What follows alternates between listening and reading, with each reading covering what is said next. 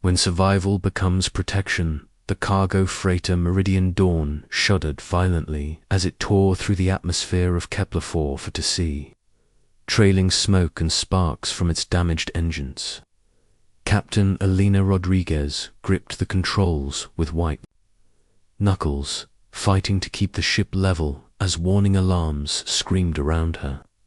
"Come on, baby, just a little further," she muttered through gritted teeth, her dark eyes scanning the alien landscape below for somewhere to land. The planet's twin suns cast an orange glow across crystalline formations that jutted from the surface like frozen lightning. The ship hit the ground hard, skidding across smooth stone before finally coming to rest against a cluster of purple crystal spires. Steam hissed from the engines as Alina ran through her emergency checklist, her hands moving with practiced efficiency despite the throbbing in her head. Alina had been flying cargo runs for 5 years now, ever since leaving the Colonial Marines. The pay was decent, the company minimal, and it kept her far from the political mess back on Earth. She specialized in supply runs to frontier colonies, places where most pilots feared to go. This particular run should have been routine medical supplies to the research station on Proxima Centauri B. She never expected to encounter the ion storm that had knocked out her navigation systems and sent her careening toward this uncharted the world. After confirming the ship was stable, Alina grabbed her emergency pack and stepped outside. The air was thin but breathable, with a metallic taste that made her nose wrinkle. The landscape was unlike anything she had ever seen. Crystalline structures of every color imaginable stretched toward the horizon, some reaching hundreds of meters into the purple sky. She was checking her communication equipment when she heard a soft, melodic sound that seemed to come from everywhere and nowhere at once. It reminded her of wind chimes mixed with distant singing. Following the sound deeper into the crystal forest, Alina discovered something that made her heart skip a beat. 3 small creatures huddled together in a cave, formed by intersecting crystal formations. They were unlike any alien species in the databases, roughly humanoid but covered in iridescent scales that shifted color with their emotions. They had large, expressive eyes that seemed to hold an ancient wisdom, and delicate wings that folded against their backs like gossamer curtains. The largest of the 3, no bigger than a human child, looked up at Alina with eyes that swirled with silver light. Without warning, images flooded her mind, not her own memories, but theirs. She saw their world, Zephoria, a paradise of floating cities and crystal gardens. She felt their terror as dark ships descended from the sky, their pain as their families were torn apart, their desperate flight through space until they crashed on this desolate world. "Telepaths," Elena whispered, reaching out slowly with one hand. "Your telepaths." The creatures, the Zephyrians, communicated not with words but with pure emotion and imagery. They showed her their names, Lirin, the eldest, and their protector, Zara, whose scales shimmered with curiosity despite her fear, and little Keth, barely more than a hatchling, who clung to the others with desperate need. Through their shared consciousness, Alina learned of the Shadowclaw Syndicate, brutal organization of alien hunters who captured rare species for wealthy collectors across the galaxy. The Zephorians were prized for their telepathic abilities and their naturally peaceful nature, making them perfect slaves for those who wanted docile mind-reading servants. Elena's military training kicked in as she assessed the situation. The younglings were injured. Lirin had a deep gash along his wing. Zara's left leg was clearly broken, and little Keth was suffering from severe malnutrition. They needed medical attention, and they needed it fast. But as she opened her emergency medical kit, the sky above them began to darken. not with clouds, but with ships, sleek, black vessels that moved with predatory grace through the crystal formations. The Shadowclaw Syndicate had found them. Elena's mind raced through her options. Her ship's communication array was still functional. She could send a distress signal to the nearest colonial outpost. A rescue ship would arrive within hours, and she would be safe. But the signal would also alert the hunters to her exact location. And there was no guarantee the rescue ship would arrive before the Shadowclaw completed their hunt. She looked down at the three small beings, who had somehow managed to touch her heart with their silent pleas for help. Liren met her gaze and, with a gesture of trust that nearly broke her heart, placed his small hand in hers. Through the telepathic connection, she felt his acceptance. If she chose to save herself, he would understand. But she also felt something else, hope. Hope that this strange, fierce creature from another world might choose differently. Elena Rodriguez had spent her entire adult life running from responsibility, from commitment, from the kind of deep connections that left scars when they were severed. She had lost too many friends in the service, watched too many good people die for causes that seemed meaningless in hindsight. The cargo runs were supposed to be simple: deliver the goods, collect the payment, move on to the next job. But looking into Liren's swirling silver eyes, Elena remembered something her drill sergeant had told her years ago. Sometimes, Rodriguez, you don't get to choose your battles. Sometimes they choose you.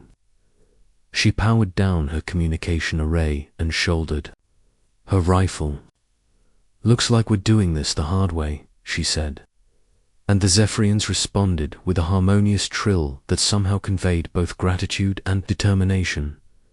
Elena spent the next several hours turning the crystal cave into a fortress. Her military engineering training proved invaluable as she identified the natural choke points and defensive positions. The crystals themselves were incredibly hard, capable of stopping most energy weapons, and their unique resonance properties would interfere with scanning equipment. She taught the younglings basic hand signals and showed them the safest places to hide if things went badly. Despite their injuries, they insisted on helping, their telepathic abilities allowing them to coordinate with her in ways that would have been impossible with verbal communication. As the alien suns began to set, painting the crystal landscape in shades of gold and crimson, Elena received her first close look at the enemy. The Shadowclaw hunters moved through the crystal forest with practiced stealth, their black armor absorbing light and making them nearly invisible against the darkening sky. There were 12 of them, each one a member of a different alien species, united only by their shared profession of capturing and killing. Elena recognized a few from colonial intelligence briefings: Krek's warrior with 4 arms and natural armor plating, a Villani assassin whose species could phase through solid matter, and leading them all, a massive creature that could only be Vextar the Merciless. Vextar was legendary among hunters, a being who had never failed to bring in his prey. Standing nearly 3 meters tall, his reptilian features were marked with ritual scars that told the story of 1,000 successful hunts. His eyes glowed with an inner fire that spoke of intelligence as well as cruelty. Through her scope, Elena watched as Vextar examined the crash site of her ship. His movements were methodical, professional. This was a being who had tracked prey across countless worlds and never lost their trail. When he turned toward the crystal caves, Elena knew their time of preparation was over. She settled into her shooting position, her finger resting lightly on the trigger of her pulse rifle. Beside her, the 3 Zephyrian younglings huddled together, their scales shifting to match the colors of the crystal walls around them. Through their telepathic link, Alina felt their fear, but also their trust in her abilities. The first Shadowclaw scout appeared at the mouth of their cave, just as the last light faded from the sky. Alina held her breath, waiting for the perfect moment, knowing that her first shot would determine whether they lived or died. In the distance, she could hear Vextar's voice, speaking in the harsh trade language used by hunters across the galaxy. Human. He called out, his words echoing off the crystal formations. We know you are here. We know you have our property. Surrender them now, and we will make your death quick. Alina closed her eyes for a moment, feeling the weight of the choice she had made. Then she opened them, steadied her aim, and whispered back into the darkness. Come and take them. *1 human against the galaxy's deadliest hunters. The first shot rang out across the crystal landscape like thunder, the pulse of Alina's rifle illuminating the cave entrance in stark blue light. The Shadowclaw scout stumbled backward, his chest plate cracked but still functional. Alina cursed under her breath. She had been aiming for the weak point at his neck, but the alien's reflexes were faster than she had anticipated. Contact, contact. The scout shouted in the trade language, diving behind a crystal formation as Alina's second shot shattered the stone where his head had been. Human, female, armed and hostile. The prey is defended. Vextar's laughter echoed. Through the canyon, a sound like grinding metal that made Alina's teeth ache. Interesting, his voice boomed. Very interesting indeed. In all my years of hunting, I have rarely encountered a human willing to die for alien spawn. Alina shifted her position, using the natural angles of the cave to stay hidden while maintaining fields of fire on the approaches. Through the telepathic link with the Zephrines, she could sense the hunters spreading out, surrounding their position with professional efficiency. 12 against 1 in an open field. She would not have lasted 5 minutes. But these crystals changed everything. Tell me, human Vextar continued, his voice getting closer. What is your name? I like to know the names of worthy prey before I add their bones to my collection. Elena Rodriguez, she called back, sighting down her rifle at a shadow that moved too purposefully to be natural. And you're about to learn why humans don't make good prey. Her shot took the Villani assassin in the shoulder just as he tried to phase through the cave wall. The alien's natural abilities allowed him to become incorporeal for short periods. But Alina had remembered from her briefings that they had to become solid again to attack.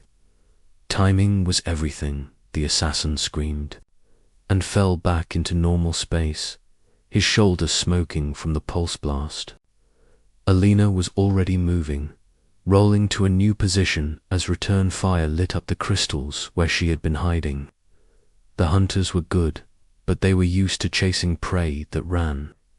Alina was not running through the Zephyrian telepathic link. She felt Liran's confusion and admiration. The concept of standing and fighting when retreat was possible was alien to his peaceful species. But he could sense the fierce joy that Alina felt in battle, not bloodlust, but the satisfaction of a professional doing what she did best. Fascinating, Vextar's voice carried a note of genuine interest now. Your species continues to surprise me, human. Most prey breaks and runs when faced with impossible odds.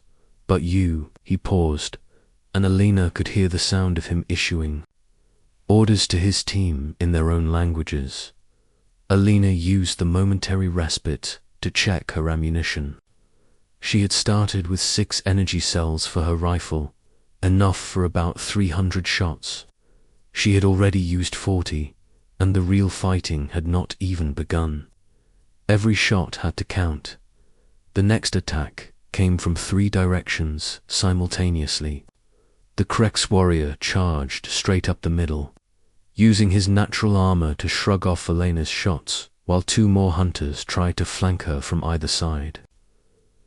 Elena dropped a micro-grenade at the cave entrance, not enough to bring down the whole structure, but sufficient to create a choke point that would slow the charge.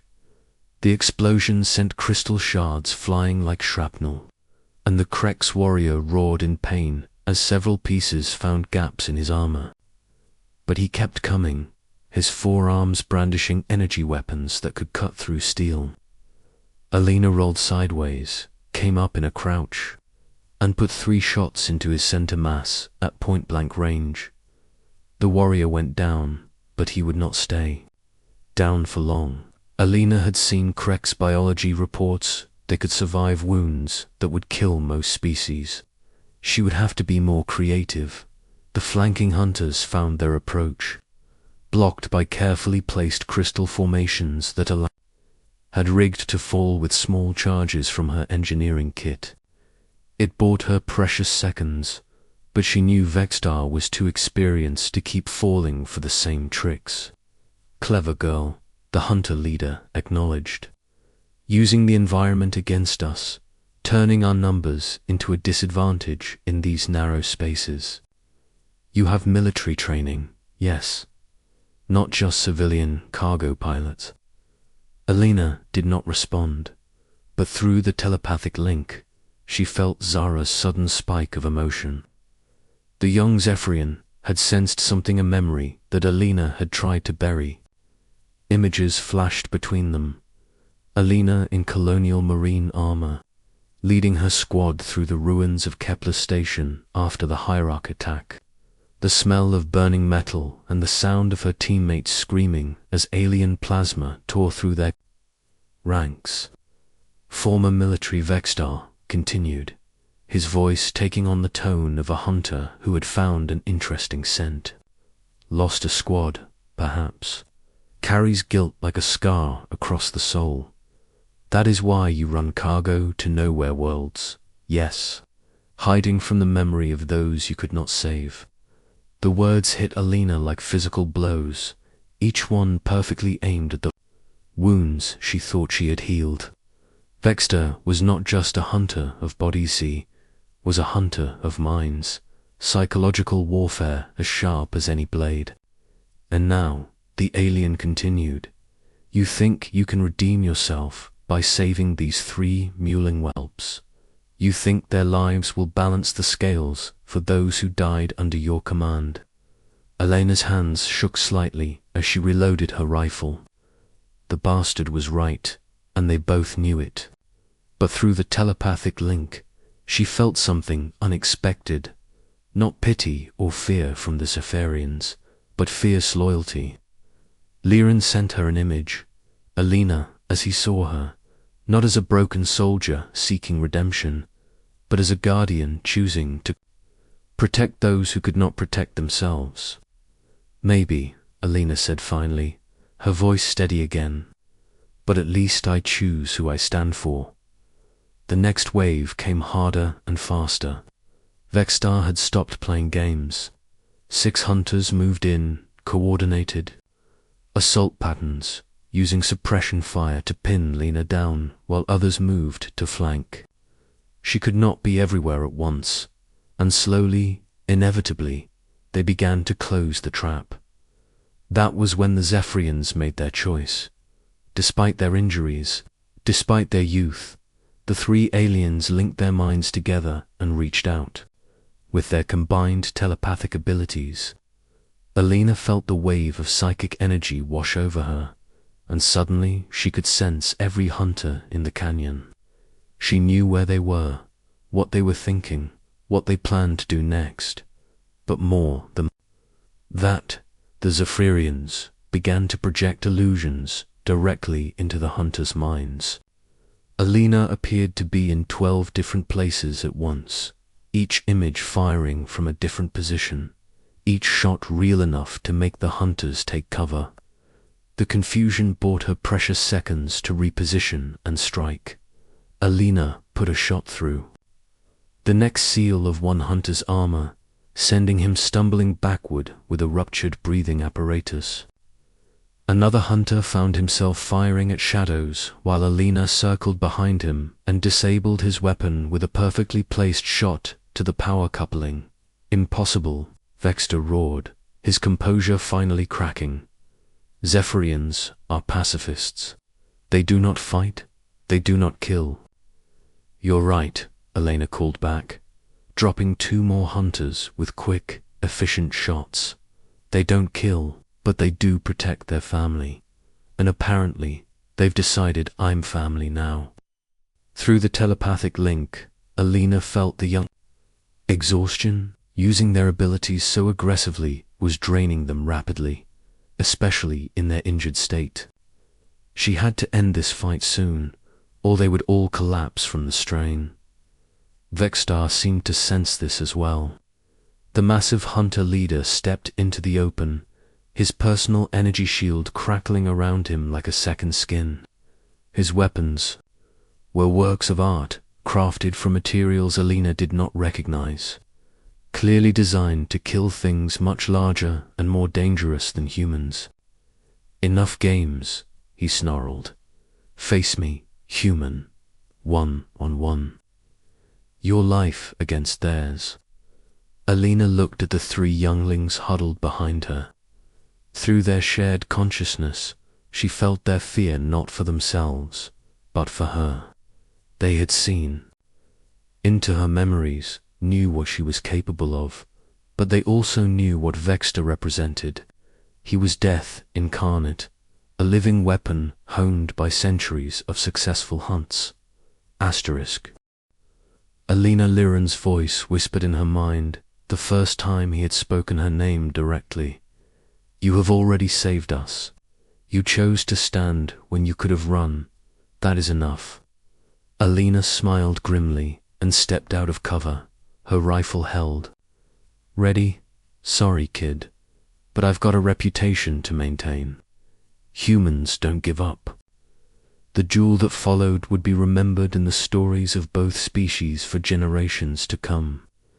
Vextar was everything his reputation claimed: faster, stronger, better armed and armored than any human had a right to face. His shots came with surgical precision, each one aimed to wound rather than kill, drawing out the fight for his own amusement. But Alina had something Vextar had never encountered in all his years of hunting. She had people worth dying for, and the unshakable human belief that impossible odds just meant you had to fight smarter, not harder. She used every trick the colonial marines had taught her, every dirty fighting technique she had learned in the outer colony bars, every bit of knowledge she had gained about alien physiology and psychology. When Vexter's superior strength began to tell, she used the crystal formations to even the odds. When his armor proved too tough for her weapon, she targeted his breathing apparatus and sensory equipment. The fight raged through the crystal canyon. 2 predators locked in mortal combat, while 3 young aliens watched and lent what strength they could. Alina felt every hit, tasted blood with every breath. But she kept moving, kept fighting, kept protecting in the end. It was not superior firepower or training that decided the battle. It was something uniquely human, the ability to find hope in hopeless situations and turn it into strength. As Vextar closed in for what should have been the killing blow, Alina made a choice that defined her species in the eyes of the galaxy. Instead of trying to dodge or block, she dropped her weapon and grabbed Vextar's arm, using his own momentum to drive them both into the largest crystal formation in the canyon. The impact should have killed them both, but Alina had calculated the angle perfectly. The crystal's resonance frequency, amplified by their combined mass, created a harmonic wave that shattered Vextar's armor and left him stunned and defenseless. Alina pulled herself from the wreckage, bleeding from a dozen wounds, but still standing. Vextar lay motionless among the crystal shards, his breathing labored but stable. She could have finished him then, could have ended the threat permanently. Instead, she picked up her rifle and turned her back on him. "The hunt is over," she said simply. "Take your people and go." When Vextar finally struggled to his feet, his eyes held something Alina had never expected to see respect. "You fight like no human I have ever encountered," he said, his voice hoarse with pain. "But you show mercy like no hunter in the galaxy. Why?" Alina looked back at the three Zephyrian younglings, who were watching her with eyes that held all the love and trust in the universe. "Because someone has to," she said. "Someone has to choose protection over predation, mercy over revenge. Maybe that's what makes us human." Vextar gathered his surviving hunters and departed without another word, but Alina knew this was not the last she would see of him. The Shadowclaw Syndicate did not forget or forgive, and they would return with greater numbers and better preparation. But that was a problem for another day. For now, she had 3 young lives to heal and protect, and a choice to make about what came next. The Colonial Marines would want to debrief her about this encounter. The cargo company would want to know why she had missed her delivery schedule. The galaxy would want to fit her into some neat category that made sense of what had happened here. Alina looked up at the alien stars and smiled. Let them try. She had found something on this crystal world that she had thought was lost forever. Reason to fight that had nothing to do with orders or duty or revenge. She had found family in the most unlikely place imaginable. The Zephyrians trilled softly in their musical language, and through their telepathic link, Alina felt their simple, profound message. "Thank you for choosing us."